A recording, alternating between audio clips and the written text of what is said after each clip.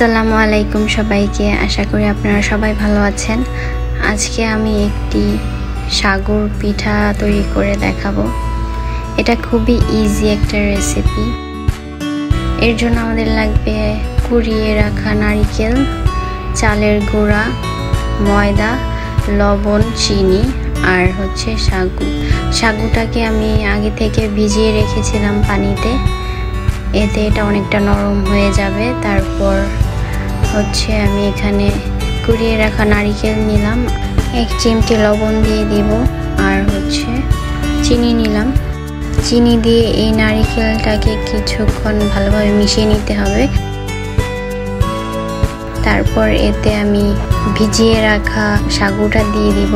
তারপর এতে দিব ময়দা পরিমাণ মতো আর দিব চালের গুঁড়া। তারপর সবগুলো উপকরণ ভালোভাবে মিশিয়ে নিব।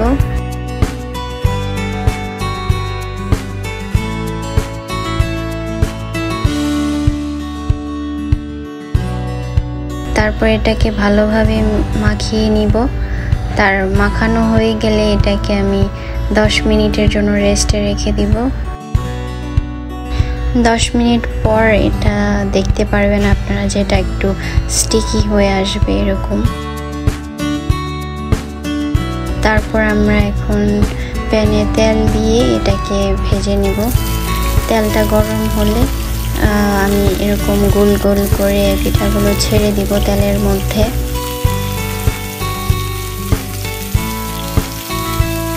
তারপর ভালোভাবে উল্টিয়ে পাল্টিয়ে আমি এরকম একটা ব্রাউন কালার হয়ে আসা পর্যন্ত পিঠাগুলোকে ভেজে নিব। এখন আমার পিঠাগুলো রেডি হয়ে গিয়েছে। এই পিঠাটা খেতে খুবই মজা আর এটা খুবই ইউনিক একটা রেসিপি। আপনারা বাসায় অবশ্যই ট্রাই করবেন। এইটা বাহির দিয়ে খুবই মুচমুচে আর ভেতরে খুবই সফট হয়। আমি আপনাদেরকে একটু ভেঙে দেখাচ্ছি। আশা করি আমার এই ভিডিওটি আপনাদের ভালো লেগেছে। আপনারা বাসায় অবশ্যই বানিয়ে দেখবেন। আজকের মতো এখানেই শেষ করছি।